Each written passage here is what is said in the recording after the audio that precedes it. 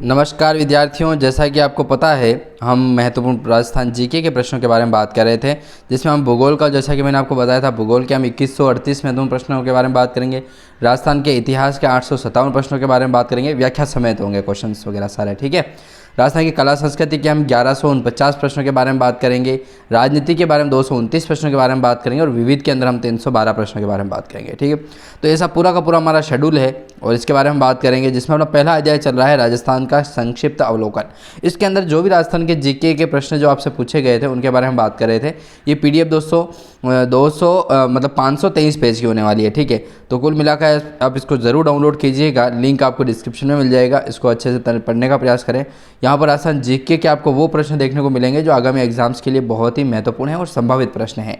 मतलब संभावना इनकी 100% रहती है कि प्रश्न छप सकते हैं, ठीक है। तो इन्हीं के प्रश्नों के बारे में बात करते हैं। 20 प्रश्न हमने पढ़ चुके थे इससे पहले वाले वीडियो में, और आगे के क्वेश्चन जो है वो जानने का प्रयास करेंगे। 21वां प्रश्न, ठीक है। 21वां प्रश्न देख लेते हैं, प्रश्न क्या कह रहा है और यहाँ से हम पढ़ना शुरू करते हैं। हाँ, पीडीएफ आप ज़रूर डाउनलोड करें ताकि आप कम समय में जो है अधिक पढ़ पाएंगे। फोटोकॉपी निकलवाएं, सबसे बेस्ट तरीका होगा आपके लिए, ठीक है। चलिए, प्रश्न आता है 21 नंबर का, जो काफ़ी महत्वपूर्ण प्रश्न है कि गंगानगर से लगा करके हनुमानगढ़ जिले का गठन कब हुआ है। गंगानगर से हनुमानगढ़ जिले का जो गठन है दोस्तों वो कब हुआ है, सन आपको पूछा गया है।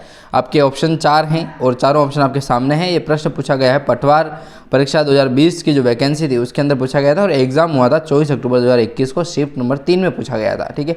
मैंने बहुत ही डिटेल से प्रश्न आपको दिखे हैं ताकि आपके कोई भी समस्या नहीं आएगी और आपको डायरेक्ट क्वेश्चन और डायरेक्ट आंसर आपको यहाँ पर देखने को मिल जाएंगे, ठीक है। व्याख्या के बारे में बात करेंगे, जो इस प्रश्न से संबंधित 4 से 5 पॉइंट होंगे जो भी आपके एग्जाम के लिए भी इंपॉर्टेंट होंगे, ठीक है। तो गंगानगर से हनुमानगढ़ जिले का जो गठन होता है दोस्तों कब होता है, ऑप्शन ए आपका कह रहा है कि 1/8/1994 को होता है या 18/4/96 को होता है। सी ऑप्शन कह रहा है कि 18/4/1995 को होता है या फिर 12/7/1994 को होता है, ठीक है। तो जल्दी से प्रयास कीजिए क्या आंसर इसका राइट होने का आपका क्या मत है इसके अंदर, ठीक है, जल्दी से बताएं। तो देखिए दोस्तों, गंगानगर से जो हनुमानगढ़ जिले का गठन होता है वो होता है 12/7/94 को होता है, 1994 को होता है, ठीक है। तो इसका आंसर जो है वो डी ऑप्शन राइट आंसर होगा, ठीक है। जैसा कि अपन देख लेते हैं, नीचे व्याख्या में भी दे रखा है, हमने पूरी डिटेल के साथ हमने काम किया है इसके अंदर, तो वो भी देख लेते हैं। हाँ, तो डी ऑप्शन राइट आंसर था इसका। हनुमानगढ़ जिले का गठन होता है दोस्तों 12/7/1994 को होता है, 12/7/1994 को होता है। डी ऑप्शन में जैसे मैंने आपको बताया था। गंगानगर जिले से पृथक करके राजस्थान राज्य के 31वें जिले के रूप में किया गया था। देखो, गंगानगर जो था ये गंगानगर है, इसको ही तोड़ मरोड़ करके यहाँ पर जो है वो हनुमानगढ़ जिले का गठन किया गया था, ठीक है। और इधर आपका पंजाब आ जाएगा, इधर हरियाणा आ जाएगा और सीमा बनाएंगे दोनों, ठीक है। हाँ, जैसा कि मैंने आपको बताया था अंतर्राष्ट्रीय अंतर्राज्यीय सीमाएँ कैसे लगती है वो सारी चीज़ें बताई थी, ठीक है। हाँ, 90 किलोमीटर लगती है, पंजाब के साथ सबसे कम लगती है गंगानगर की, ठीक है। तो हनुमानगढ़ जिले का जो गठन होता है दोस्तों वो होता है 12/7/1994 को होता है।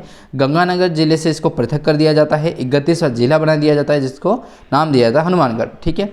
बीकानेर संभाग के गंगानगर जिले की 7 तहसीलों जिसका नाम आता है संगरिया, टिब्बी, हनुमानगढ़, पीलीगंगा, रावतसर, नौहर और भादरा को हनुमानगढ़ के नवनिर्मित जिलों में शामिल किया गया था दोस्तों, ठीक है।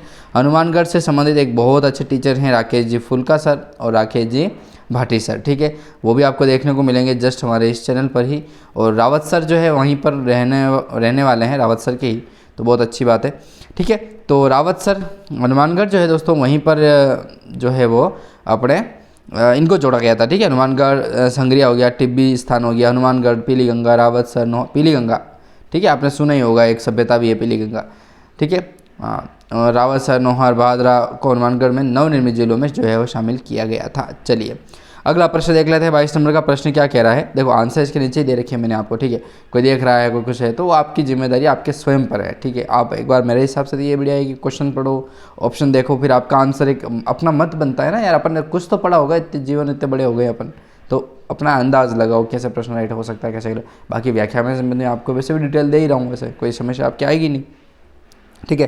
तो 22वां प्रश्न कह रहा है कि निम्नलिखित में से कौन से राजस्थान के संलग्न जिले हैं। दोस्तों, संलग्न का अर्थ होता है संलग्न। लग्न कब होते हैं, जब साथ साथ कोई मतलब साथ में लग्न है जिनका यूं कैसे भी करके ऐसे संलग्न होना चाहिए, ठीक है। मतलब ये चीज़ इससे संलग्न है, ये चीज़ इससे संलग्न है, ये इससे है, इससे है, इससे है, इससे है, इससे, मतलब कुल मिलाकर के जुड़ाव जिसको कह सकते हैं। पर एक चीज़ है इसके साथ ये चीज़ जुड़ चुकी है, ये है इधर, मतलब चारों दिशाओं में कहीं ना कहीं उसका जुड़ाव है, ठीक है, उसको कहते हैं संलग्न। तो निम्न में से कौन सा राजस्थान का जो संलग्न जिला है वह है, तो जल्दी से बताने का प्रयास करें क्या इसका राइट आंसर होने वाला है। देखिए झालावाड़, बूंदी और टोंक, कोटा, बूंदी, बारा, झालावाड़, ठीक है, ऐसे आपने याद रखा होगा हाड़ौती क्षेत्र के नाम से, ठीक है। तो कोटा, बूंदी, बारा और झालावाड़ ऐसे करके राजस्थान के ज़िले के नीचे जो दक्षिण की सीमा आती है उस तरफ आता है। तो इधर आता है कोटा, इधर बूंदी, कोटा, बूंदी, बारा, फिर झालावाड़, ठीक है। तो ऐसे करके पूरा दे रखा है, ठीक है। तो झालावाड़ तो दोस्तों यहाँ आ गया है। टोंक, टोंक तो है नहीं। कोटा, बूंदी चलो ठीक है, बूंदी, बारा, झालावाड़ ये सब संलग्न हो जाएंगे, लेकिन टोंक तो अलग ही चला गया ना, टोंक है ही नहीं इसमें, ठीक है। तो आपको ये चीज़ जो है वो याद नहीं रखना है, ठीक है। चलिए बी ऑप्शन कह रहा है आपका सिरोही, पाली और जालोर।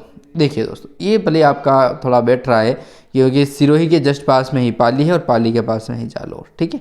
तो ये आपका बैठ जाएगा। इसके अलावा और भी अपना ऑप्शन देख लेते हैं, कोई गड़बड़ हो तो। बाकी वैसे इसके अनुसार देखा जाएगा तो ये आंसर इसका सटीक बैठ जाएगा। सी ऑप्शन कह रहा है कि चूरू, झुंझुनू और जयपुर। जयपुर पूरा अलग हो गया है, झुंझुनू अलग हो गया है, चूरू ठीक है चलो संलग्न नहीं है। डी ऑप्शन कह रहा है सिरोही, बाड़मेर और जैसलमेर। जैसलमेर हो गया है, बाड़मेर हो गया, लेकिन सिरोही नहीं हुआ है, ठीक है, सिरोही ऐड नहीं है इसमें, ठीक है। तो ये नहीं, हाँ तो इसका ऑप्शन जो है वो बी ऑप्शन ही राइट आंसर होगा। सिरोही, पाली और जालोर जो है वो संलग्न जिलों के रूप में जाने जाते हैं। पटवार 2020 का एग्जाम में जो है प्रश्न पूछा गया था, पटवार 2020 की जो वैकेंसी थी तब पूछा गया था, और एग्जाम होता है इसका 23 अक्टूबर 2021 को, शिफ्ट नंबर 3 में होता है, जैसा कि मैंने आपको इससे पहले ही बताया था, ठीक है।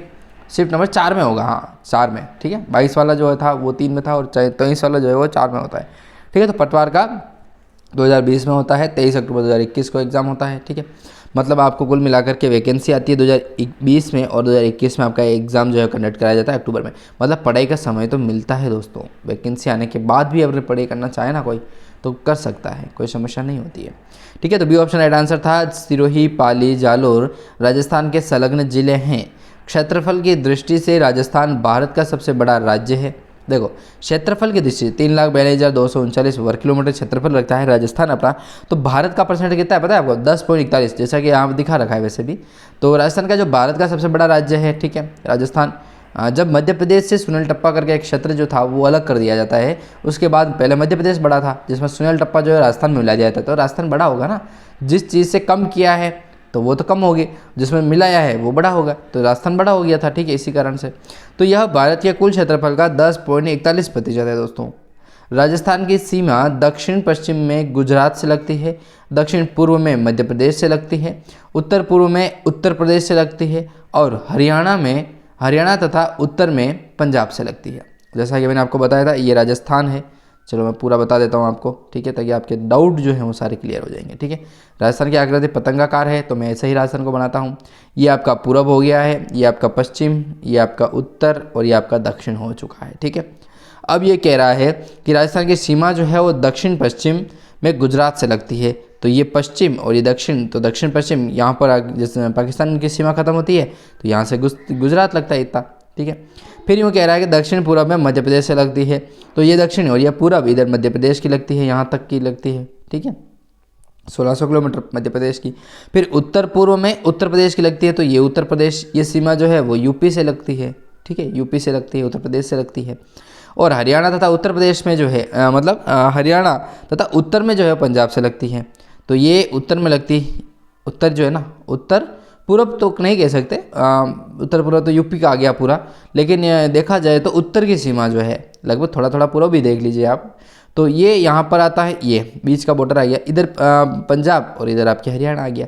तो ऐसे करके जो है अंतर्राज्यीय सीमाएं हैं, और जबकि इधर एक सीमा लगती है सिर्फ पाकिस्तान से, जो अंतर्राष्ट्रीय सीमा लगती है 1070 किलोमीटर की, ठीक है। चलिए अगला प्रश्न देख लेते हैं दोस्तों, बहुत महत्वपूर्ण प्रश्न है। एलडीसी एग्जाम में पूछा गया था, जब एग्ज़ाम होता है 16/9/2018 को, ठीक है, ये एग्ज़ाम थे, ये भी बहुत अच्छे एग्जाम थे दोस्तों, इनसे प्रश्न रिपीट होने की संभावना जो है पूर्णतः रहती है। तो 23वां प्रश्न है आपके सामने कि राजस्थान में कुल आबाद गांवों का कितना प्रतिशत विद्युतीकृत है दोस्तों। राजस्थान में कुल आबाद गांवों का कितना प्रतिशत जो है वो विद्युतीकृत माना गया है। ऑप्शन ए कह रहा है 90, ऑप्शन बी कह रहा है 98, ऑप्शन सी कह रहा है आपका 100 और ऑप्शन डी कह रहा है 92। तो जल्दी से प्रयास कीजिए क्या आंसर होगा। राजस्थान में कुल आबाद गाँवों का कितना प्रतिशत जो है वो विद्युतीकरण है, विद्युतीकृत है। ठीक है, एलडीसी का बहुत अच्छा प्रश्न पूछा गया है, एलडीसी के एग्जाम में पूछा गया था। तो इसका जो राइट आंसर होगा दोस्तों, मैंने आपको बताया था शतक अर्थात 100। ठीक है, इससे पहले नोट्स जब मैंने पढ़ाए थे उसमें मैं दिखाया था आपको। तो 100 जो क्षेत्र हैं दोस्तों वो विद्युतीकृत माने जाते हैं। राजस्थान में कुल आबाद गाँवों का जो प्रतिशत है वो अपने 100 होने वाला है जो विद्युतीकृत है। ठीक है, चलिए सी ऑप्शन राइट आंसर हो चुका है। चलिए इसके बारे में डिटेल में बात करें तो नोट्स देखिए क्या कह रहे हैं। सी ऑप्शन राइट आंसर था राजस्थान के कुल आबाद गाँवों का 100% विद्युतीकृत हो गया है, 100%। ठीक है, शतक मैंने आपको बताया था। विद्युत मंत्रालय के अनुसार 28 अप्रैल 2018 तक देश के लगभग सभी गांव विद्युतीकृत हो गए हैं। 100 क्या है आपको समझ में आया कुछ? 100% है, मतलब 100%। राजस्थान में जो गांव हैं 100% वहाँ तक विद्युत अर्थात वहाँ पर बिजली पहुँच चुकी है, मतलब बिजली से वो वंचित गाँव नहीं है। ठीक है, तो लगभग सभी गाँवों में जो हैं वो विद्युतीकृत हो चुके हैं।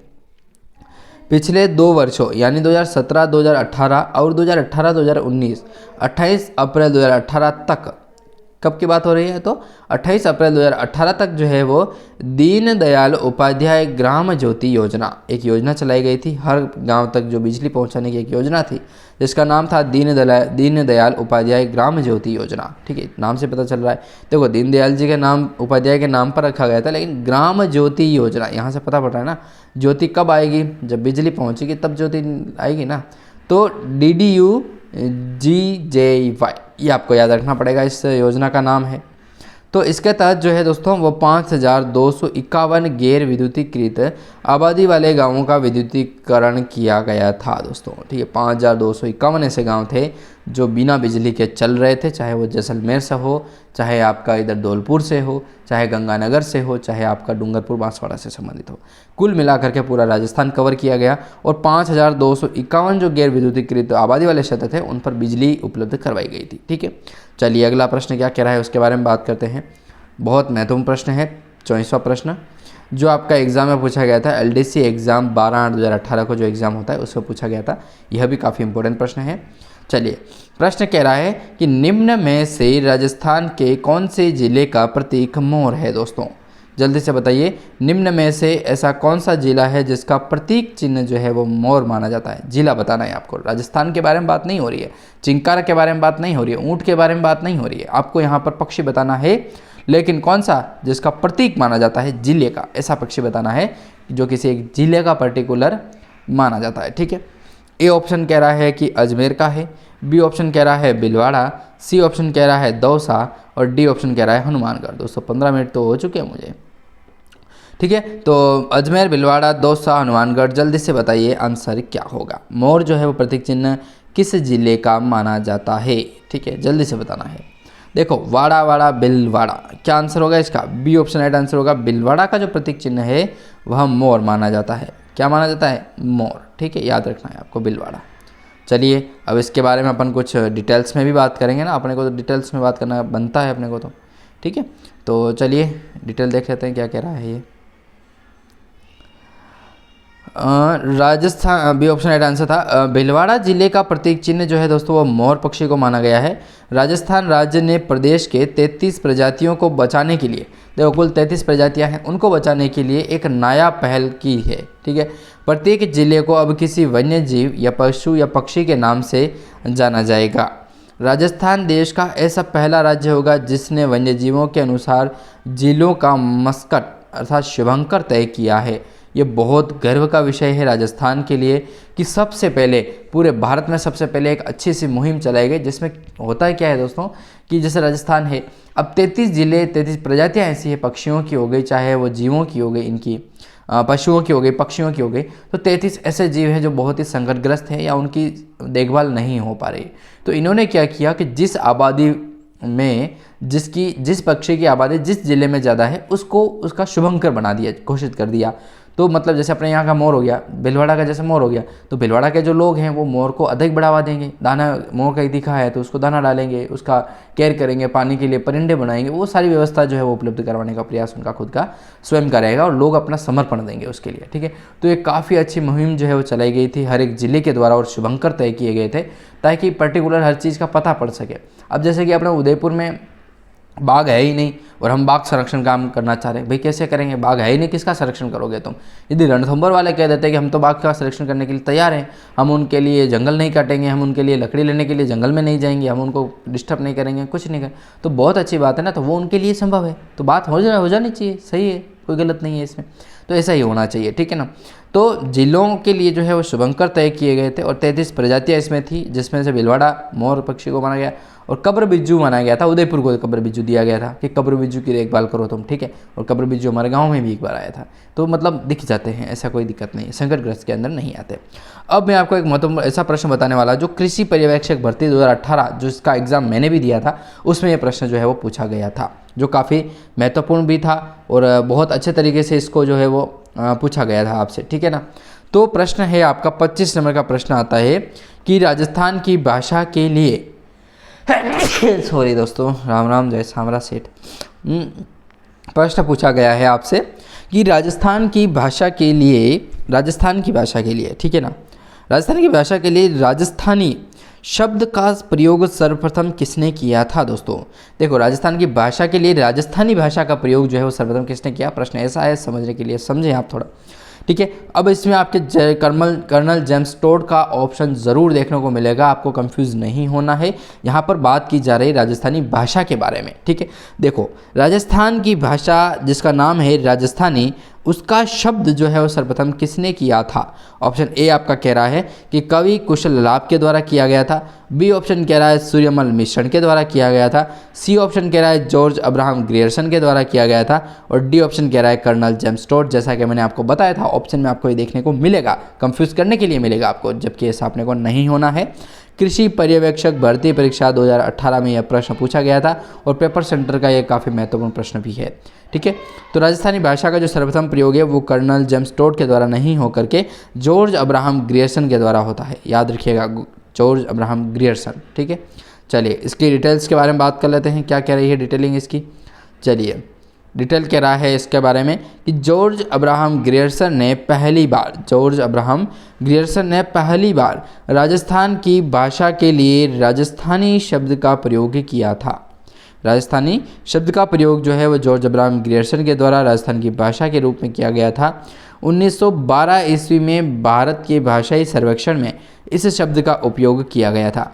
जॉर्ज अब्राहम ग्रियर्सन का जन्म डबलिन, जो आयरलैंड के रहने वाले थे, वहाँ पर हुआ था। तो आयरलैंड का जो डबलिन स्थान है वहीं पर जॉर्ज अब्राहम ग्रियर्सन का जन्म होता है, ठीक है। और पहली बार जो है वो राजस्थान की भाषा के लिए इन्होंने राजस्थानी शब्द का प्रयोग किया था। 1912 ईस्वी में भारत के भाषाई सर्वेक्षण में इस शब्द का उपयोग किया गया था। 1912 ईस्वी की बात हो रही है, ठीक है।